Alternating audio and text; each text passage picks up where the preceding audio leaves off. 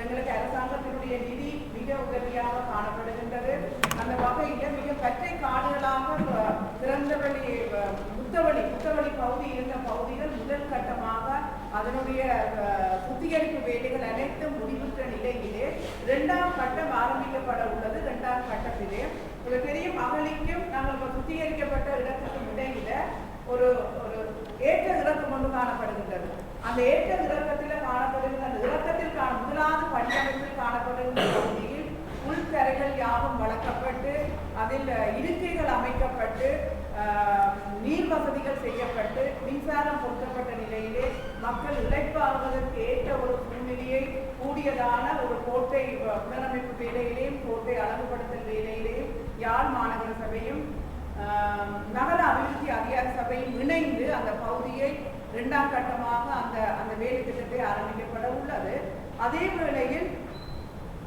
வேளையில் கோட்டைக்கும் பண்ணைக்கடைக்கும் கடற்கரைக்கும் இடைப்பட்ட பகுதிகள், அந்த இடைப்பட்ட பகுதி கோட்டைக்கு முன்பாக உள்ள பகுதி, கோட்டைக்கு தெற்கு பக்கமாக உள்ள பகுதி, பண்ணை கடற்கரை பகுதியில் ஒரு அழகு இல்லாத சிறு சிறு கற்றைகளாக இருந்த அந்த பகுதிகள் மிகவும் அழகுபடுத்தப்பட்ட நிலையிலே அன்று அந்த டேம் டிவி அதிகாரி அந்த ஊடக எங்களுடைய இணைப்பாளர் வந்து அதை பார்வையிட்டு சென்றிருந்தார். அந்த பகுதி அவ்வளவும் ஒரு அழகான நிலையிலே என்ன மாதிரியாக கோல்பேஸ், அது வந்து உண்மையாக சமுத்திரத்தை அழகுபடுத்துறதுக்கும் ஒரு கடற்கரை ஒரு குடாக்கடலை அழகுபடுத்துறதுக்கும் இடையில வித்தியாசங்கள் இருந்தாலும் மக்களுடைய நன்மை கருதி அந்த பகுதி மிக அழகாக ஆக்கப்பட்டு புத்தரிகள் எல்லாம் வளர்க்கப்பட்டு மற்றது இருக்கைகள் ஒரு இரவு நேரங்களிலே அல்லது மாலை நேரங்களிலே எங்களுடைய மக்கள் இருக்கைகள் அமைக்கப்பட்டு அதில் வந்து தங்களுடைய ஓய்வுகளை எடுத்துக்கொண்டு போறது கடல் காத்து சுவாசத்திற்கு மிக உகந்தது, சுகாதாரத்துக்கு மிக உகந்தது, நோய்களிலிருந்து பாதுகாப்பதற்கு மிக உகந்தது. எனவே இந்த பல்வேறு வகையான அறிக்கைகளை நாங்கள் பெற்று அந்த பகுதியை அழகுபடுத்துகின்ற திட்டம் ஆரம்பிக்கப்பட்டுள்ளது என்பதை இந்த பத்திரிகையில் நீங்கள் மக்களுக்கு அறியப்படுத்த வேண்டும். அந்த வகையிலே எங்களுடைய ஒரு விளையாட்டு அதிகாரி ஒருவருக்கு நாங்கள் எங்களுடைய கோரிக்கையை விட்டிருந்தோம். அந்த பகுதியில் ஒரு டென்னிஸ் கோர்ட் மிக அகலமான பகுதியாக அது மாற்றப்பட்டு கொண்டு வருகின்றபடியினால் ஒரு இளைஞர்கள் விளையாடுவதற்கு அல்லது கிளப் வந்து விளையாடுவதற்கு மாநகர சபை பொறுப்பேற்று அதில் ஒரு டென்னிஸ் கோர்ட் ஒன்றை அமைப்பதற்கான மதிப்பீட்டு எங்களிடம் தந்துதவும்படி நான் இருக்கின்றேன். அடுத்த கிழமை அளவில் அந்த மதிப்பீட்டை தந்துடுவார். எனவே டென்னிஸ் கோர்ட் அமைப்பது என்பது மிகவும் குறைந்த செலவிலே அமைக்கக்கூடிய ஒரு விளையாட்டு திடலாகும். எனவே அந்த திடலும் அதில் வர இருக்கின்றது என்பதை நீங்கள் உங்களுடைய பத்திரிகை ஊடாக நீங்கள் மக்களுக்கு அதில் தெரியப்படுத்த வேண்டும். அடுத்ததாக இந்த நீர்நிலைகளை பாதுகாக்கும் பொருட்டு, நீர்நிலை என்பது எங்களுக்கு மாசுபட்டு கொண்டு போகுது. அதே நிலையில ஏற்கனவே யாழ் மாநகர சபையில் 47 குளங்கள் இருந்ததாகவும் தகவல்கள் கூறுகின்றது. ஆனால் இன்று எங்களுடைய பாவனையிலிருந்து நீர் தேக்கங்களாக காணப்படுகின்ற குளங்கள் 32 குளங்கள் மட்டுமே காணப்படுகின்றன. இந்த வகையிலே ஏனைய 15 குளங்களும் கூடப்பட்ட நிலையில் அதில் கன்னியார்களுக்கு விற்கப்பட்ட நிலையிலும் அது ஒரு சட்ட ரீதிக்கு முரணான வகையிலே விற்கப்பட்ட நிலையிலும் அந்த 15 குளங்கள் நிறுவப்பட்ட நிலையிலே காணப்படுகின்றது. எனவே இந்த நீரை பாதுகாக்குவது என்பது மத்திய சுற்றாடல் அதிகார சபையினுடைய மிக முக்கியமான ஒரு பொறுப்பு. 82ஆம் ஆண்டு நிறுவப்பட்ட இந்த மத்திய சுற்றாடல் அதிகார சபை யாழ்ப்பாணத்தினுடைய சுற்றுப்புற சூழலை பரிசீலித்து அது அறிக்கையை எடுத்த போது இந்த நீர்நிலைகளை பாதுகாக்க வேண்டும்.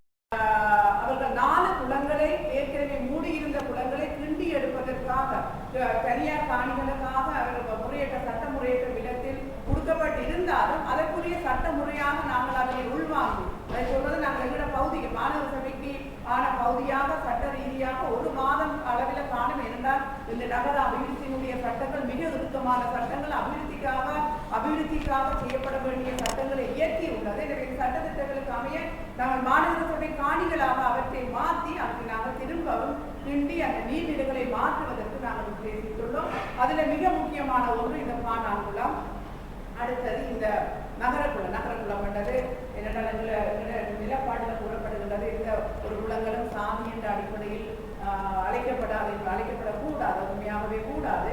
எனவே இந்த எங்களுடைய கடை கட்டிட தொகுதி அமைந்திருக்கின்றதுக்கு கிழக்காக இருக்கின்ற அந்த பகுதியை கிண்டி எடுத்து அதில் ஒரு அழகிய ஒரு நீர்நிலையாக மாற்றுவதற்கு 2ஆம் கட்டமாக நகர அபிவிருத்தி அதிகார சபையின் நாங்களும் மாநகர சபை குளத்தின் பேர் உண்மையாக பழைய பேர் பண்ணாங்களோ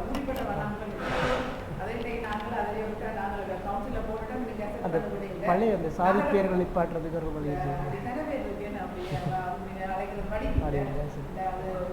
நேரம் அப்படி அழைக்கப்பட்டது. இப்போ எங்கட விமானத்தில் அப்படி அழைக்கிறது நாங்கள் அப்படி அழைப்பதில்லை. அப்படியே நகரக்குளம்னு சொல்லித்தான் இப்போ அதுக்கு பேர் சுட்டி இருக்கிறோம். அது மாநகர சபை சபைக்கூட்டத்தில் போடப்பட்டு அங்கீகாரம் எடுக்கப்பட்டு கெசட் நோட்டிஃபிகேஷன் போயிடுது. எனவே வடமாநிலத்தினுடைய செயற்பாட்டின் இந்த சில பின்னடைவு வந்து நேரம் எடுக்கிறது தான் இந்த கெசட் வராமல் இருக்குது. எங்களுடைய பங்கு அளவும் முடிக்கப்பட்டு எனவே நாங்கள் அழைக்கிற பேர் அதுக்கு வந்து நகரக்குளம். அந்த பகுதியில் இருக்கிற அந்த அவலத்தையும் நாங்கள் கிண்டி எடுத்து அதில் நீர்நிலையாக மாற்றுவதற்குரிய திட்டம் இந்த பாணான்குளத்தை அடுத்த குளமாக இது மாற்றப்படுகின்றது.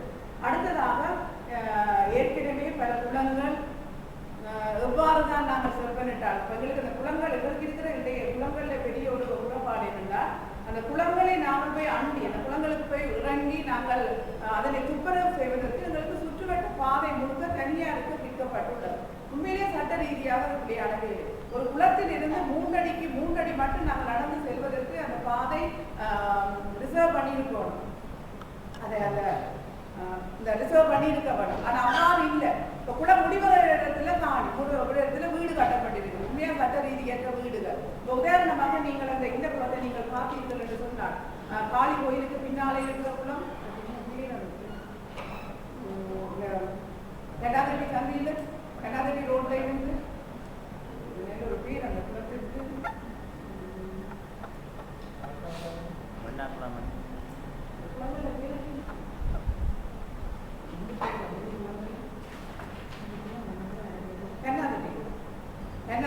கண்ணாதட்டி குளம் அதுல போய் இறங்கி நாங்கள் துப்புரவு செய்வதற்கு எங்களுக்கு வந்து அக்சஸ் இல்லை. அப்ப அந்த பகுதியை நாங்கள் இந்த சட்டத்திட்டத்துக்கு அமைப்பாக 3 அடிக்கு அப்பாக நாங்கள் அவற்றை இறங்கி பல்வேறு குளங்களை துப்புரவு செய்வதற்காக தெரியப்பட்டிருக்கின்றது. அதில் மிக முக்கியமான குளம் புல்லுக்குளம் நடவடிக்கைகள் நடந்து கொண்டிருக்கின்றன. நீங்கள் யாரும் அறிந்த உண்மை. அடுத்தது இந்த நகரக்குளம் செய்யப்பட இருக்கின்றது. அடுத்தது ஆரிய குளம் செய்யப்பட இருக்கின்றது. அப்ப ஆரிய குளத்தை பொறுத்தளவில் அந்த கோவிலை கவித்து எங்களுக்கு நகர அபிவிருத்தி அதிகார சபை எங்களிடம் வேண்டிக் கொள்வது என்னென்றால் அத்துமீறலாக அதில் ஒரு லைப்ரரி கட்டணம் கொண்டு இருக்குது. நீங்கள் லைப்ரரியோ உண்மையாகவே சட்ட ரீதியில் இன்றைக்கு இருக்கிற நகர அபிவிருத்தி அதிகார சபை எங்களுக்கு இருக்கின்ற சட்டத்திட்டத்துக்கு கம்மி அதனுடைய அமைப்புடன் சரியான புள்ளியானது. அந்த அந்த கட்டிடம் இருப்பதனால் பல்வேறு அசௌகரியங்கள் எங்கள மக்களுக்கு ஏற்படுகின்றன. எனவே அந்த கட்டிடத்தை அகற்ற வேண்டும் என்பதும் இதை அத்துமீறலான கட்டிடம் என்பதற்கு அமையதை அகற்றி கோயிலை நாங்கள் அமைத்துக் கொண்டு கோயிலை நாங்கள் கட்டுவதற்கு பிளான் பண்ணல. அந்த கோயிலை நாங்கள் அதனுடைய இதுக்கு நாங்கள் அதை மெயின்டைன் பண்ணிக்கொண்டு அவ்வளவு பகுதியையும் நாங்கள் சுத்தமாக்கி அது இருக்கிற பேரத்துல கூட உடைய கட்டடங்கள் எல்லாம் இருக்கின்றது. ஆனால் உண்மையாக தனியார் எத்தனையோ பேர் 2 பேர் அதில் தங்களுடைய காணிகள் என்று சொல்லி பார்த்தாரு. ஆனால் இது நாங்கள் குளத்துக்குரிய ரிசர்வேஷனுக்கு இது வந்து ஒரு ஆர்டிஎலோடு அந்த ரிசர்வேஷனுக்கு போனால் ஒரு நாளைக்கு 1 அடி காணிதான் அவர்களுக்கு மீண்டும். எனவே இந்த சட்டத்திட்டத்தை நாங்கள் விளக்கப்படுத்தினோம். அப்ப நீங்களே அதை பொறுப்பேற்றுங்கள் என்று சொல்லி வாயளவில் அந்த வெளிநாட்டிலிருந்து வந்தவர்கள் கூறிவிட்டு அதனை தங்களுடைய காணிகளாக மாற்றுவதற்குரிய நடவடிக்கையை கைவிட்டு சென்றார்கள். என்ற சட்டத்திட்டங்கள் மிக இறுக்கமானவை அவர் அபிவிருத்தியில். எனவே அந்த நிலப்பாட்டை நாங்கள் அந்த ஆரிய குளத்தை சுற்றி எடுக்க இருக்கின்றோம் என்பதை நீங்கள் உங்களுடைய பத்திரிகை வாயிலாக மக்களுக்கு தெரியப்படுத்த வேண்டும். அடுத்து தேவரி குளம் இருக்கிற கான்வென்ட் இந்த உள்ளொழுங்க போய் சென்றோடு அந்த குளத்தை நீங்கள் போய் பார்வையிட்டால் தெரியும். அந்த அதில் இருக்கிற மக்கள் அந்த குளத்துக்குள்ளான் குளிக்கிறதும் அந்த குளத்துக்குள்ளான் போய்க்கிறது அந்த குளத்துக்குள்ளதான் டாய்லெட் போகும். அப்படியான அந்த சுகாதாரத்துக்கு இசைவாக்கம் பெற்ற மக்கள் எல்லாமே அந்த குளத்துக்குள்ள அவ்வாறான ஒரு நிலப்பாட்டில் அந்த பகுதி மக்கள் அந்த ரோட்டில் இருக்கிற அவ்வளவு பகுதி மக்களும் அந்த குளத்தை பல்வேறு தேவைகளுக்காக மல்டி குழுவுக்காக பாவித்துக் கொண்டிருக்கிறார். எனவே அதனை நிறுத்தி சில சுகாதார விதிமுறைகளை எங்களுடைய சுகாதார பகுதிக்கு இந்த ஒரு புதிய ஒரு சிரேஷ்ட சுகாதார வைத்திய அதிகாரி வந்திருக்கிற டாக்டர் ஞானஜோதி அவருடைய படிப்பின் பேரில் பல்வேறு சுகாதார செயற்பாடுகள் இந்த யாழ் மாநகர சபையில் வெற்றிகரமாக நடாத்தப்பட்டுக் கொண்டு இருப்பதனால் ஆனால் பல்வேறு சவால்களும் எங்களுக்கு இருக்கிறது. கான்கள் தூர்ந்த நிலையில் காணப்படுகின்றன, கான்களில் தேக்கங்கள் காணப்படுகின்றன என்று சொல்லி யாழ் பிரதேச செயலக கூட்டங்களிலே இது விமர்சிக்கப்படுகின்ற ஒன்றாக இருந்தாலும் இன்றைக்கு எங்களுடைய தரவுகளின்படி டெங்கு வந்து இலங்கையுடன் ஒப்பிடுகின்ற போது டெங்கு அன்றைக்கு எங்களுடைய மைந்த ராஜபக்ச கூடிய ஆச்சரியம் அடைந்தார். யாழ்ப்பாணத்தில் டெங்கு நோயாளர்கள் எவருமே இல்லை. இவ்வளவு சனத்தொகை கூடி இவ்வளவு உல்லாச பயணிகள் வருகின்ற இந்த நிலைமையில கூடி இந்த டெங்கு நோயாளர்கள் யாருமே இனம் காணப்படவில்லை. அந்த வகையில் எங்களுடைய சுகாதாரத்துறை பகுதியினர் கிராமிய சுகாதார திணைக்களத்துடன் இணைந்து தங்களுடைய முழு பங்கிலான ஒரு சேவைகளை வழங்கி வருகின்றமை என்பது மிகவும் குறிப்பிடத்தக்கது. இந்த வகையிலே இந்த தேவரைக்குளம் இனம் காணப்பட்ட சுகாதார பகுதியிலே அவற்றை சீர் செய்ய வேண்டும் என்று சொல்லி இனம் காணப்பட்டு அந்த தேவரைக்குளம் புனருத்தாரணம் செய்யப்பட உள்ளது. இதில் எங்களுடைய நகர அபிவிருத்தி அதிகார சபையுடனும் யாழ் மாநகர சபையை சேர்ந்து நாங்கள் கூறிய இந்த 5 குளங்களும் உடனடியாக எங்களுக்கு புனருத்தாரணம் செய்வதுடன் சுகாதாரத்தினை பேணும் பொருட்டு பாதுகாக்கும் பொருட்டு அந்த நடவடிக்கைகளை மேற்கொள்வதற்கு யாழ் மாநகர சபை முன்வந்துள்ளது. அடுத்ததாக இவை தவிர எங்களுடைய வீதிகள் பராமரிப்பு நேற்றைய பத்திரிகையில் கூடி அந்த காப்பட் வீதிகள் சம்பந்தமாக ஒரு குறிப்பிட்ட பத்திரிகை விமர்சனம் ஒன்று எழுதியிருந்தது. அதில் ஒன்று எழுதப்பட்டிருந்தது என்னென்றால் அடித்து படிப்பித்திருந்தால் துமாறு வீதிகள் போடப்பட்டிருக்காதுன்னு சொல்லி. அப்போ நான் எனக்கு சொன்னேன் அடிவழி படித்தவர்கள் எல்லாரும் பொறியியலாளராக மாறிவிட்டார்கள். அடிவண்ணாதவர்கள் இன்றைக்கு இவ்வாறான விமர்சனங்களை போட்டுக்கொண்டு இருக்கிறார்கள் என்று அந்த பத்திரிகையில அடித்து படிப்புகள் என்னுடைய கடந்த கால தொழில் ஆசிரியர் தொழில் என்னதான் அதை விமர்சித்திருக்கிறார்கள் பேர் போடாமல். நான் எனக்கு சொன்னால் இப்படிதான் சொன்னா அடிவண்டி படிப்பது எல்லாரும் பொறியியலாளராக மாறிவிட்டார்கள். அடிவண்டாதவர்கள் எல்லாரும் இன்றைக்கு விமர்சித்துக் கொண்டிருக்கிறோம் என்று அது ஒரு பக்கம் இருக்க. முதலாவது நெல்ஷிப் திட்டத்திற்கு 400 மில்லியன் 4 வருட திட்டம், ஒரு வருடத்துக்கு 100 மில்லியன் அளவில் ஒதுக்கப்படுகின்ற இந்த திட்டத்திலே முதலாவது திட்டம் நெல்ஷிப்பின் ஊடாக அந்த திட்டம் முடிவடைந்த நிலையில் இருக்கின்றது. இரண்டாவது திட்டமாக விதானியார் லேன் உங்களுக்கு நான் விதானியார் லேன் வடிகால் புனரமைப்பு செய்வதும் தடுப்பு விதானியார் லேனை புனரமைப்பு செய்வது தெரிந்து 40 வருஷமாக அந்த லேன் போடப்படாத நிலையில் இருக்கிறது. 500 குடும்பங்கள் அந்த பகுதியில் இருக்கின்றது. எனவே குடும்பங்களுடைய தொகையில் மக்கள் பங்கேற்புடனாக முன்வைக்கப்பட்ட அந்த தீர்மானத்துக்கு அமைய விதானியார் லேனும் அதோட சேர்ந்து